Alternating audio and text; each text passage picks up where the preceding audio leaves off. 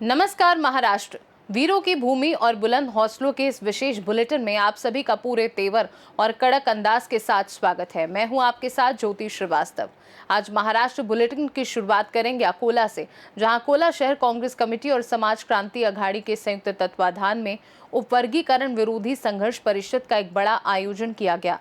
आगे बुलेटिन में रुक करेंगे नासिक का, जहां मौसम विभाग द्वारा भारी बारिश का हाई अलर्ट जारी किए जाने के बाद नगर निगम प्रशासन पूरी तरह मुस्तैद हो गया है। तो चलिए बिना देर के रुक करते हैं राज्य के इन दोनों प्रमुख खबरों की ओर पूरे विस्तार से। अकोला शहर कांग्रेस कमेटी और समाज क्रांति अघाड़ी के संयुक्त तत्वाधान में उपवर्गीकरण विरोधी संघर्ष परिषद का आयोजन किया गया। परिषद में अनुसूचित जातियों के संवैधानिक आरक्षण की रक्षा, सामाजिक न्याय और उपवर्गीकरण के विरोध में एकजुट होकर संघर्ष करने का आह्वान किया गया। कार्यक्रम में सामाजिक, राजनीतिक, छात्र और युवा संगठनों के प्रतिनिधियों ने भाग लिया।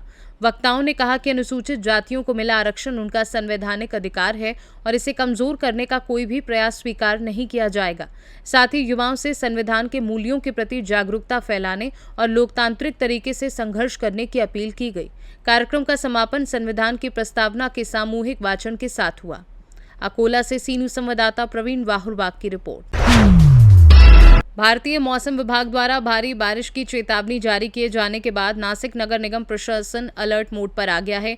नगर निगम ने आपातकालीन सेवाओं को हाई अलर्ट पर रखते हुए 24 घंटे कंट्रोल रूम संचालित करने के निर्देश दिए हैं। प्रशासन ने फायर ब्रिगेड, लाइफ गार्ड और रेस्क्यू टीमों को आवश्यक संसाधनों के साथ तैयार रहने को कहा है। गोदावरी नदी का जलस्तर बढ़ने की आशंका को देखते हुए नदी किनारे रहने वाले लोगों को सतर्क रहने और जरूरत पड़ने पर सुरक्षित स्थानों पर जाने की सलाह दी गई है।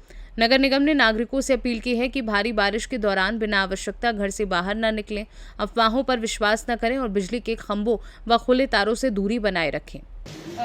अगोदर तर मी थोडक्यात एक माहिती देते की आपल्याकडे काय नेमकं अलर्ट आहे, सो दॅट सगळ्यापर्यंत ती माहिती पोहोचून जाईल।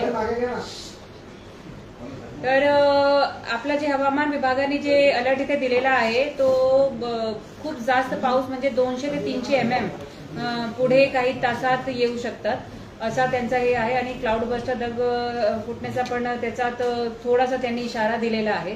तर त्याप्रमाणे जर तुम्ही पाहिलं तर नाशिक आणि त्र्यंबक या क्षेत्रात त्यांनी दिलाय। नाशिक म्हणजे नाशिक शहराजवळचा जे त्र्यंबककडचा भाग आहे तिथे खूप जास्त पाऊस होऊ शकतो आणि त्याचा इमिजिएट इम्पॅक्ट आपल्यावर पण येईल। आपल्याकडे पण तो तसा रेड अलर्टच त्यांनी जाहीर केलेला आहे। त्याप्रमाणे अजून त्यांच्याकडनं जी इन्फॉर्मेशन मिळालेली आहे हा वन्स इन 10 इयर्स एक इव्हेंट आहे। म्हणजे असं होऊ शकते की उद्या जे पाऊस पडणार ती पाऊस मागच्या 10 वर्षात एका दिवसात सगळ्यात जास्त पाऊस होईल असा पण इशारा त्यांनी त्यांच्याकडून थोडा आलेला आहे। तर त्यामुळे सगळ्यांनी थोडी जास्त काळजी घेण्याची गरज आहे। आता जे क्रिटिकल टाइम आहे ते पण मी सांगते। आपला जे मेन टाइम पिरियड सुरू होतोय ते आज संध्याकाळी 6 वाजतापासून सुरू आहे की 6 वाजेपासून पाऊस सुरू होईल। नंतर रात्री 1 ते सकाळी 10 पर्यंत, मी परत सांगते रात्री 1 ते सकाळी 10 पर्यंत सगळ्यात जास्त क्रिटिकल पिरियड आहे, जेव्हा सगळ्यात जास्त पाऊस येईल आणि मॅक्सिमम पाऊस या काळात येऊन जाईल। 10 नंतर थोडा पिरियड सेफ होऊन जाणार, परंतु तो पावसाळ्याच्या दृष्टीने सेफ होणार की पावसाळा थोडी कमी होईल। परंतु आपले जे नदी नाले जे प्रवाहित म्हणजे ज्याच्यात प्रवाह खूप वाढणार आहे तो उद्या रात्रीपर्यंत वाढत राहील अशी अपेक्षा आहे। कारण की वरून जे कॅचमेंट एरियाज मधून जे पाणी यायला वेळ लागतो, 5-6 तास तरी लागतात। तर आज 6 पासून संध्याकाळी 6 पासून उद्या संध्याकाळी 6 पर्यंतचा खूप क्रिटिकल पिरियड आहे। त्याच्यात हायएस्ट क्रिटिकल पिरियड रात्री 1 ते सकाळी 10 आहे। म्हणून आपण या सगळी गोष्टी बघून जी उपाययोजना केलेल्या आहेत ते आता मेयर मॅडम आणि डिप्टी मेयर साहेब पण सांगणार। तर मोस्टली तोच आहे जे माननीय मुख्यमंत्री साहेबांनी पण निर्देश दिले होते की सगळी शाळा बंद करायचे आणि आपले जे वर्क फ्रॉम होम करायचे। बाकी मॅडम पण सांगतात। मॅडम तुम्ही जो वेळ सांगितला तो आज रात्री 10, आज रात्री 1 पासून सकाळी 10 पर्यंत। ओके, आणि 6 ते 10 पण काहीतरी बोलले। 6 वाजता पाऊस सुरू होईल, परंतु त्याची इंटेन्सिटी वाढून 1 वाजतापासून जी इंटेन्सिटी खूप वाढणार आहे। मध्यरात्री 1 ते सकाळी 10 पर्यंत। परंतु 6 पासून आज संध्याकाळी 6 पासून अलर्ट आहे। सगळ्यांनी आता त्यांचे घरी जावा, बाहेर पडायचे नाही। आपल्याकडे वृक्ष पडतो इकडे तिकडे, आपल्याकडे कुठे काही खड्डे पण होत आहे जे कारण की भरपूर युटिलिटीचे काम झाले आहे, अजूनही चालू पण आहे. तर अशी सगळी गोष्टी आहेत. तर एक दिवसासाठी ट्रॅव्हल आता थांबावे. आज पण संध्याकाळी कुठे जाऊ नये, उद्या पण कुठे जाऊ नये, असा लोकांना आमचा एक आव्हान आहे.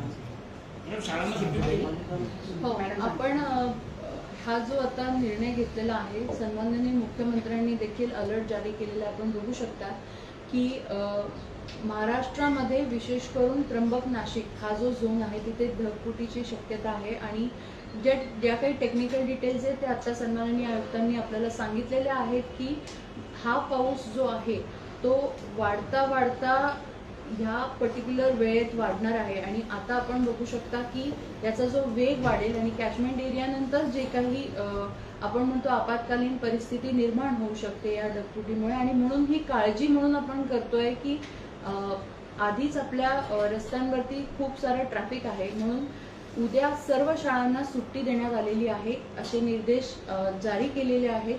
आमची चर्चा झाली होती आणि त्यानुसार आपण बघितलं असेल की मगाशी कलेक्टर साहेबांनी देखील आपल्याला तसे निर्देश दिलेले आहेत आणि महानगरपालिका हद्दीतील सर्व शाळांना सुट्टी देण्यात आलेली आहे. याचबरोबर आम्ही सगळ्या नागरिकांना आवाहन करतो आहे की जितकं शक्य होईल तितकं कमी आपण बाहेर पडावं आज संध्याकाळपासूनच, कारण पावसाचा जो ओघ आहे तो वाढणार आहे आणि हळूहळू हे पाणी रात्री आपल्याला लागणाऱ्या ज्या काही वस्तू असतील, खाण्याच्या असतील, दुसऱ्या दिवशी स्वयंपाकाच्या काही वस्तू लागणार असतील त्या वस्तू आपण घरात आधीच आत्तापासून आणून ठेवाव्यात, कारण उद्या कदाचित अशी परिस्थिती येऊ शकते की आपल्याला घराबाहेर पडणं थोडं पॉसिबल होणार नाही. जर अशी काही परिस्थिती आपत्कालीन आली तर आपण सर्व सामग्री आपल्या घरात असावी आणि जिथे जिथे असं पॉसिबल आहे की अलर्ट आहे किंवा एखादं झाड पडू शकतं त्याचे अलर्ट आणि त्याचे व्हॉट्सॲप SMS किंवा त्या काही सूचना ज्या असतील त्या आपण आपल्या आजूबाजूला एकदम आपण जे म्हणतो अलर्ट राहून आम्हाला कळवण्यात याव्यात, जेणेकरून अशी आपत्कालीन परिस्थिती उद्भवू नये, जेणेकरून की एखादा वृक्ष पडलेला आहे, आपल्या ज्या गाड्या असतील त्या आपण बघाव्या की वृक्षाखाली लावू नये या परिस्थितीमध्ये. आणि कुठे देखील जिथे जिथे असं जिथे पडका वाडा असेल किंवा एखादी धोकादायक इमारत आपल्याला माहीत असेल तर त्याचा आपण इथे महानगरपालिकेकडे आपण मेसेज करावा, कॉल करावा किंवा आपला जो नंबर आहे त्यावर संपर्क करावा, जेणेकरून आपल्याला तिथे अलर्ट झूम करता येईल. आता चालू असलेले सिंहस्थाचे जेवढे सगळे कामं आहेत तिथे आज सकाळपासूनच आम्ही दौरे करतो आहे आणि तिथे सेफ्टी नॉर्म्सचा आपण निर्णय घेतलेलाच आहे. पण जिथे जिथे रस्ते खचलेले आहे पुन्हा एकदा प्रशासन म्हणून आम्ही तर सगळी काळजी घेतोच आहे, पण प्रशासन आणि ठेकेदारांना वारंवार सूचना केलेल्या आहेत. आपण पण नागरिक म्हणून जिथे जिथे असं होत असेल तिथे आपल्या परिवाराला आपण स्वतः आणि आजूबाजूच्यांना, शेजारच्यांना, नातेवाईकांना सांगा की उद्या आपण बाहेर पडू नये, जेणेकरून आपल्याला कुठलाही धोका होणार नाही. आणि हॉस्पिटल्स करता विशेष करून ॲम्ब्युलन्स असतील आणि इतर जी व्यवस्था असेल त्यासाठी आपण जे कोणाचे हॉस्पिटलमध्ये नातेवाईक असतील किंवा असेल त्या हॉस्पिटल्सचा देखील संपर्क आपण करून ठेवावा आणि त्याची काही व्यवस्था जी असेल त्यासाठी आपण विशेष काळजी घेतली पाहिजे पेशंटसाठी, जेणेकरून त्यांचं जे काही व्यवस्था असेल ती एका ठिकाणीच लागली पाहिजे या दृष्टीने काम झालं पाहिजे. प्रायव्हेट हॉस्पिटल्स असतील किंवा मनपा सिव्हिल असेल आपलं शासकीय असतील त्यासाठी आपण विशेष काळजी घ्यावी.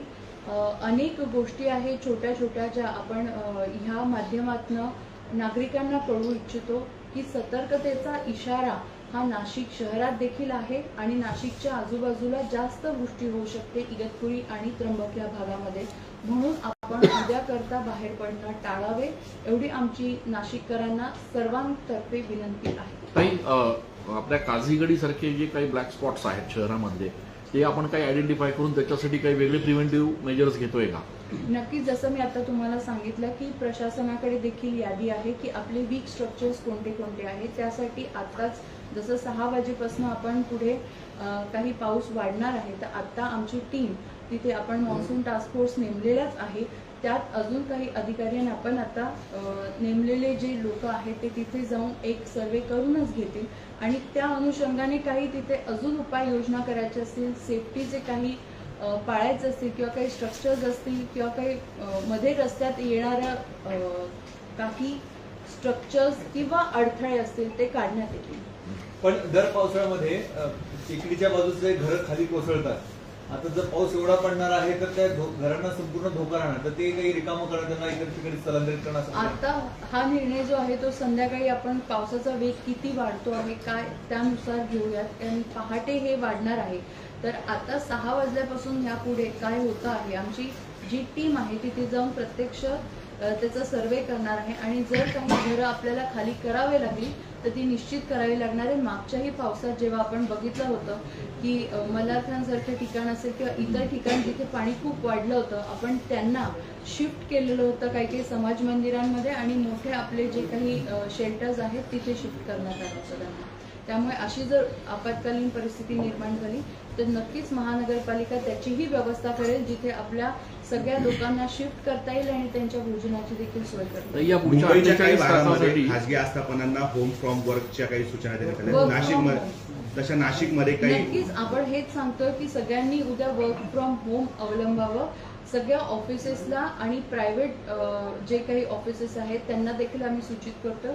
जेव्हा आम्ही शाळांना सुट्टी दिलेली आहे आणि आपण सांगतो आहे की तुम्ही घरातच राहा, ज्या काही वस्तू लागणाऱ्या असतील अर्जंट 1-2 दिवसाच्या त्या तुम्ही घरात साठवून ठेवा, याचाच अर्थ असा आहे की सगळ्यांनी वर्क फ्रॉम होम करणं अपेक्षित आहे. सर्व जे काही प्रायव्हेट आस्थापना असतील त्यांना देखील या गोष्टींमध्ये सूचित केलं जात आहे. ज्या काही शासकीय आस्थापनेच्या गोष्टी आहेत जिथे आम्ही फील्डवर राहणार होतो हे आम्ही स्पष्ट केलेलं आहे.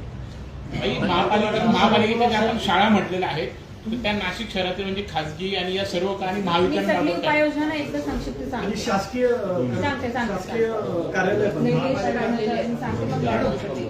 एक मिनिट, एक सगळी उपाययोजना सांगते काय काय केलेली आहे, मग तुम्ही बेसिकली आपला काय विषय आहे की आपण सगळी शाळा बंद करायला ऑर्डर दिलेला आहे. तशी आपण एक डायरेक्टिव्ह काढली आहे.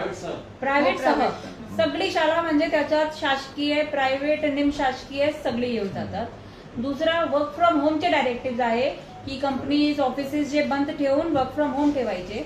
तिसरा अजून आमचा एक हा इशारा आहे की कारण की पाऊस खूप जास्त आहे तर मार्केट्स आणि मार्केट प्लेसेस पण आयडियली सगळी असोसिएशन्सनी बंद ठेवली पाहिजे, अशा प्रकारचा आम्ही एक डायरेक्टिव्ह देतोय. तसं ते आपण 100% कंपल्सरी करू शकत नाही, कारण की खूप काही एसेन्शियल कॉमोडिटीजची जे वस्तू असतात ते आपण नसेल त्यांची दुकान वगैरे बंद करू शकत नाही. परंतु मार्केट एरियाज पण बंद करून ठेवले पाहिजे, लोक बाहेर पडलेच नाही पाहिजे, तेवढा आपला सगळा नियोजन तसाच आहे. तिसरी उपाययोजना जी केली आहे ते सगळे धोकादायक स्ट्रक्चर्स आहे. समजा तुम्ही काजीगडीचं सांगितलंय किंवा आपले अजून नदी काठी भरपूर असे जुने वाडे आहे, मागे पण एक पडला होता, किंवा झाडे आहेत, तर आपण असे जे स्ट्रक्चर्स आहे किंवा जुने वाडे आहे तिथे नोटीस लावणं सुरू केलेलं आहे की याचे जवळ उभे राहू नये, पडू शकतो, अशा प्रकारची पण आता आपण ऑलरेडी कारवाई सुरू केलेली आहे पूर्ण शहरात. सिटी लिंक पण बंद केलं हा पाहिजे. सांगते. अजून आपण एक काय केलेलं आहे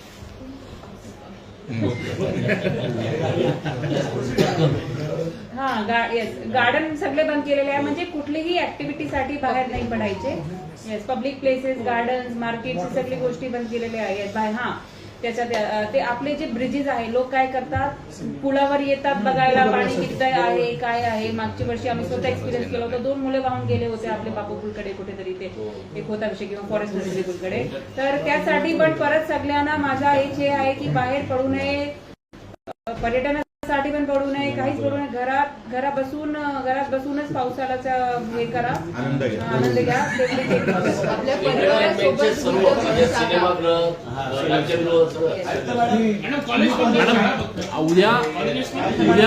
बंद केलेली आहे. आपण शाळा प्रायव्हेट मॅडम पुढच्या 48 तासांसाठी काही आपण एक वेगळा हॉटलाईन नंबर म्हणा किंवा एक इमर्जन्सी नंबर आपल्याकडनं जारी करतोय का काही? आपला हेल्पलाईन आहे. आपले सगळे जे मी सांगितलं आपण सर्व फील्डवर असणारच आणि हेल्पलाईन ऑलरेडी आहे. त्याच्यावर 24/7 हेल्पलाईनच्या डिझास्टर सेलनी पण केलेला आहे. आमचा पण आहे, कलेक्टर ऑफिसचा पण असते, इमर्जन्सी ऑपरेशन सेंटर आपला आहे.